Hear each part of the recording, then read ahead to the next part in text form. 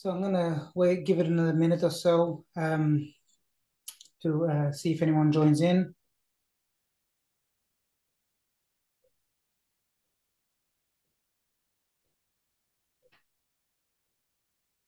Okay, so I'll start. I don't have anyone else on the call. I don't know if people are interested or not, but I'll just kind of press ahead.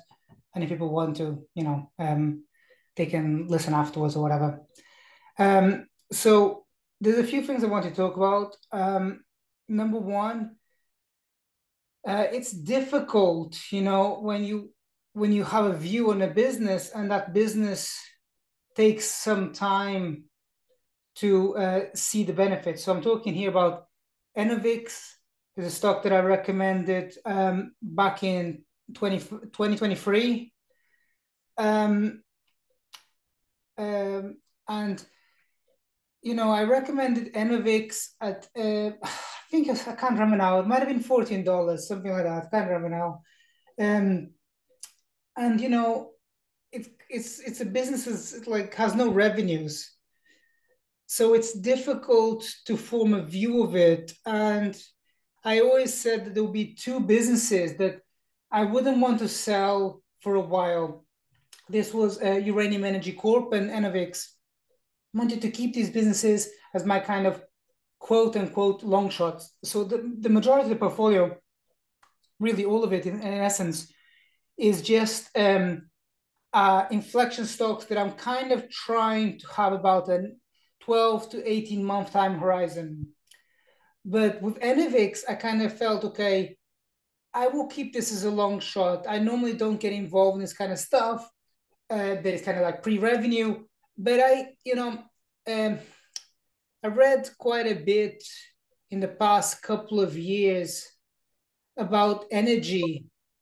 And, Vaclav Smil obviously is like the top person in this, but you can read his books. His books are heavy going, but you can read other people as well.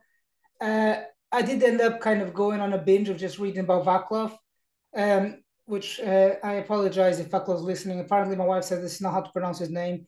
Um, and I just, I understand very clearly in my mind, at least, that we are going through a period where there's a lot of demand for energy, and you can't satisfy this demand for energy using the same methodology that we've used in the past. So for people who just signed in, I'm talking about Enovix here, but I'm going to talk about other stuff as well. And essentially, I kind of liked that the founder had already been involved with a different type of energy business and phase. And I liked that he managed to turn that one around. So I kind of felt, okay, he's coming off, he's starting a new business, they got rid of the management. I kind of felt, okay. And they were buying so much stock. Normally, I disregard all that.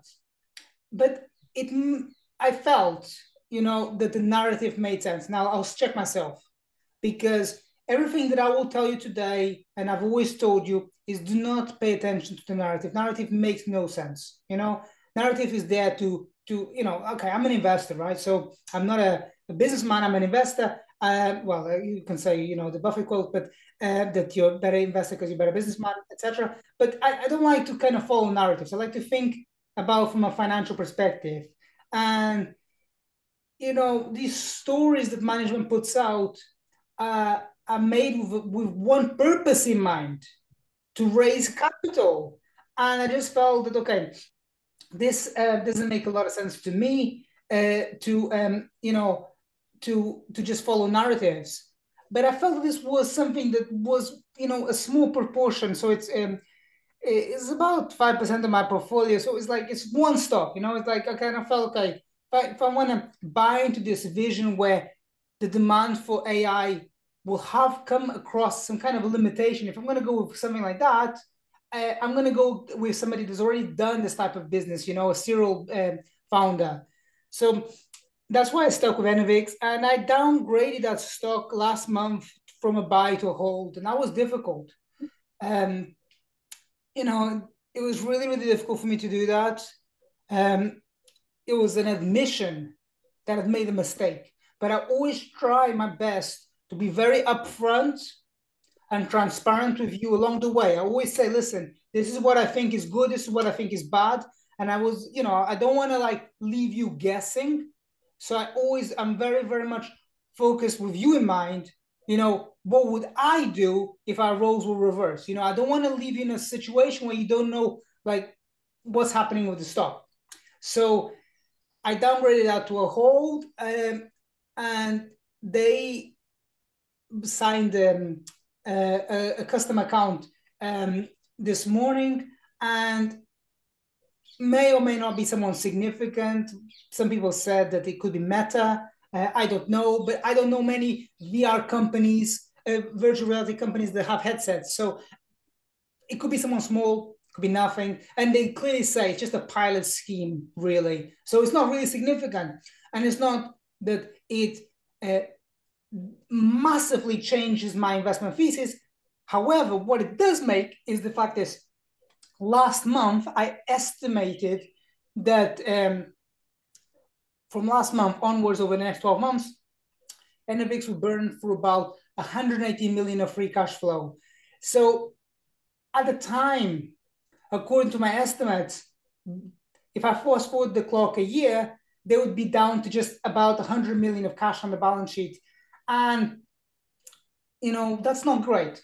So I was kind of thinking, okay, they're going to have to dilute the shareholder by 7%. Do I really want to take all this on, shareholder dilution, when, I don't see a way for them to really ignite that growth rate in terms of the revenues until 2026? Do I really want to be promoting something to people to hold? Because I know that, I know my service, and people generally, understandably, they want to make money like this month. They don't care about what's going to happen in 2 years.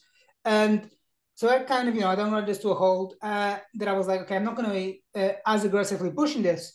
But when they sign this customer, and I estimate, okay, there's going to be some money coming this way, and perhaps with the share price going higher, the amount of dilution will become lower. So it's quote unquote like a reflexivity.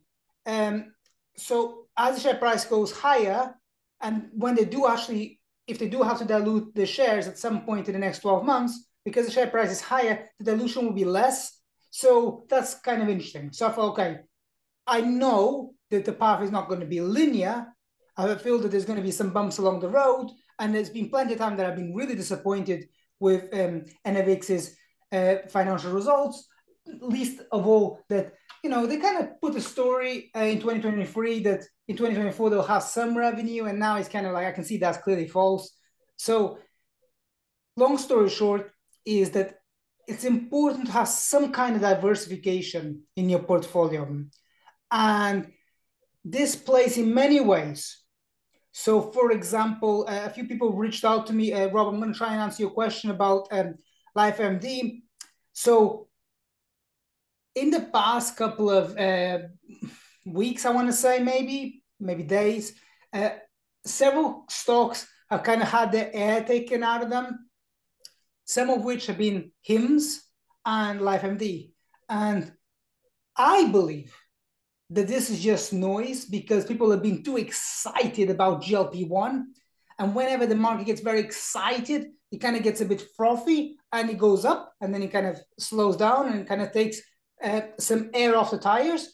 And when it comes to the air off the tires, people put in headlines to justify the share price movement. Oh, it's because this, that, and the other. Humans love to tell stories. That's how we kind of really evolved, passing stories on to each other. And it's something that rings a snapshot. Oh, someone must know something. Here's the headline. And that's what goes for the next couple of weeks on the share price. Now, in my case, I am only looking really to change my thesis on the back of an earnings result or something very significant. In the case of NFX, when they kind of sign a customer that they didn't have before, and so that's something really significant. In my mind, when I'm looking at these type of businesses, I'm trying to think always, what is the amount of free cash flow that they're going to make next year. And if they, in the case of Enovix or whatever, if they're burning free cash flow, is how much are they going to need to raise relative to the market's expectations? So in my mind, I'm kind of thinking about, I'm using the example of Auster, another business that I recommend. And I'm thinking to myself, okay, as the share price goes up, they may need to dilute the shareholder less or more. And I'm just kind of thinking about those kind of things in the back of my mind. So that path to stable free cash flows, I'm just trying to get a sense. This is really what I'm trying to do. I'm trying to get a sense of whether it's moving closer to me, which means that the share price is too discounted, it's too priced in the negativity. Okay, so that's what I want to talk about Enovix, and I want to talk about just about LifeMD briefly, that I personally don't sweat it. A lot of people say, oh, I bought the stock at 12 and now it's like at 6 or 7, whatever. Like, these are small caps, man. Small cap, like they fly. Like when the market turns around and the sentiment, in a couple of months, the news that will pervade is about interest rates cuts coming in the US. And when that happens, poof, these stocks are going to fly. And I know that. I know that. It's like market gets really depressed and the market gets really excited. Like just it's nothing. Don't sweat it. The way that I believe is helpful to organize in one's mind these theses, these investment considerations, is to look at top indicator for the company. My preferred top indicator is the customer adoption curve. I like this. Even if the company is not very successful in monetizing their customer base, the fact there's a lot of customer demand is a positive. Okay, so there are things that can happen. With a bit of savviness, they can maybe have some adverts or something. Something can happen. This is positive. But on the other side of the equation, businesses know, management knows that we as investors look for these key indicators. They know that, right? So they kind of, they sit down with their board and they kind of think, oh, what kind of indicator would look really good on this, And one that is very favorable in software companies is this net retention rate. And I've spoken about this recently, and I just want to repeat this here today for people that are not very familiar with this.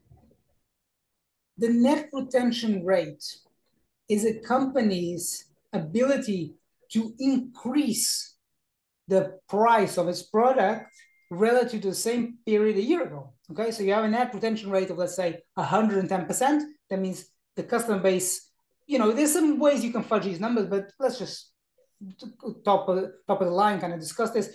If you increase the price by 10%, okay, Netflix increases the price by 10%, that's fine. No one's gonna unswitch from that and go back to like linear TV. But if a business is increasing their revenue base by, let's say, I don't know, 50%, that's a drama, right? You're in a situation where you as a customer, you don't want to be left with this bill at the end of the month of like 50% more than you were previously expecting. So these consumption-based models, they work really well when there's a lot of demand, but that's short-lived. And it's like a flash in the pan. And some businesses have recognized that, and they kind of, okay, let's not be too aggressive here, because in 12 months, when we come to having the comparable results to right now, it's not going to look great. The customer base is going to be disgruntled. They may churn out. So be very mindful of what the company feeds you. Think independently, right? Think, okay, is it better to have a lot of customers? Yes. Or is it better to have the few customers and just price hike them to death? That's, everyone's going to be looking for alternatives, okay? So for me, top indicator is looking at the customer adoption curve. I really like that. I don't like to overcomplicate. We as investors look for a lot of data. We try and put it together in some way to drive a narrative. And in my experience, that more often than not leads to problems. The next thing I want to talk about is in the market to drive the share price higher or your whole portfolio higher. there's only really three things, okay? So there's the time that you've owned the stock, how much capital you put into the portfolio, and your rate of return. Now, you can't control how long you're an investor. Everyone wants to kind of, try and make some suitable return over a 10-year period. But you can't really shift that a lot, okay? And you can't really control the rate of your return. You could aim for 15% or whatever, but you can't control that, right? What you can control is the amount of capital that you put in each month. Now, you can try to increase the amount of capital you make in the portfolio a little bit each month. And I believe that this really, really magnifies the returns over time, particularly right now. Because in this period right now, the market is so out of favor that I believe that we will look back towards the back end of 2024, and this will look like a tremendous period to invest. And it looks right now, oh, it's dead money and there's worries about this, inflation, interest rates, debt ceiling, whatever. But I know from experience that it's in these periods where people kind of not engage in the market and people are, disenchanted. I know from experience that it comes up, and when people are not paying attention. That's really, really a good time to try and invest more capital into your portfolio. But the key takeaway that I want to make is don't try to time the market. Okay, try and have kind of a broad go at diversifying into your holdings. Don't say, oh, I really like this one, it's most undervalued. You don't know what's most undervalued because you haven't gone forward in time. It's only when you go forward in time that you can say, okay, that stock was undervalued. Because stocks can be cheap and they always look cheap, all right? So just try and have, spread it out equally. And it can be just something that you do, let's say, pretend for the sake of our discussion, you only have like $500. You try and put, let's say, okay, this month I'm going to put, let's say, for example, I think Arista Networks share price is kind of close to like 400 or so. So I mean, so okay, this month I can only put that in Arista Network, but then next month I'm going to put it, for example, in I don't know, LifeMD or Hood or Robinhood or whatever. And so just try to kind of spread it out because you don't know how things will unfold. Obviously, the example here being Enovix, man, I didn't know that the share price was going to sizzle this morning, right? So try to remove the emotions from investing.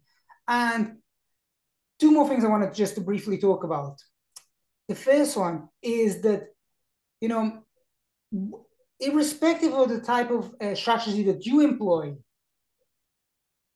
don't try and time the market. You don't make the money in the buying and the selling of the stock.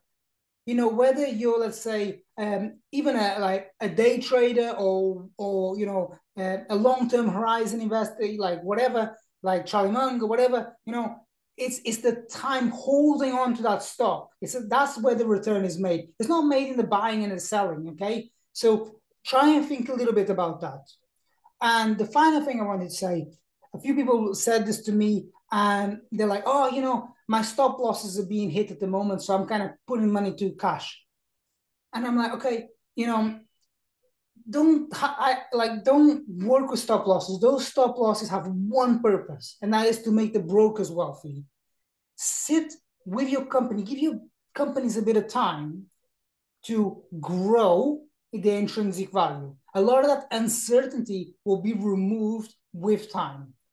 So that's really what I want to talk about. So I'll just briefly run through that very quickly just to summarize, and I'll open it up to Q&A if anyone wants to ask any questions. So the way that I think about investing is really about having a marathon mentality. It's not a sprint, okay? At the end of this year, we'll see, whose performance has done well and, and who hasn't, okay? Control what you can control, okay? So in the market, there's time, there's the amount of capital that you've deployed, and there's your rate of return. You can't control the time. You cannot. You have a set amount of time, and you can't realistically control your rate of return. You can't control how much you save each month. Have a diversified approach to investing because that removes a lot of the emotions. And we talked at the end just briefly about don't have stop losses. I know that it gives you a false sense of security, but it doesn't really compound your returns. And yeah, that's pretty much all I want to talk about. I would love to open it to some Q&A because I can see there are some names here that I haven't seen before. But if someone, wants to ask any question, this is a really good time.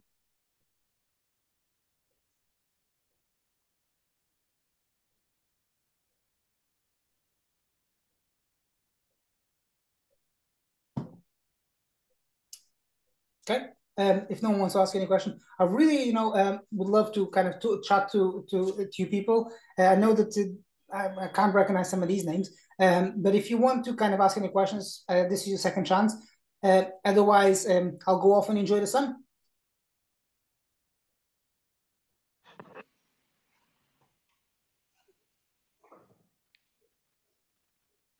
Okay. Oh, Daniel, hi. Yeah, everything was great, Malcolm. Yeah, thanks. Thank you so much. Thanks a lot. Have a good afternoon. Thank you. I'm going to enjoy the sunshine. See you guys later. Yeah. Bye-bye. Bye.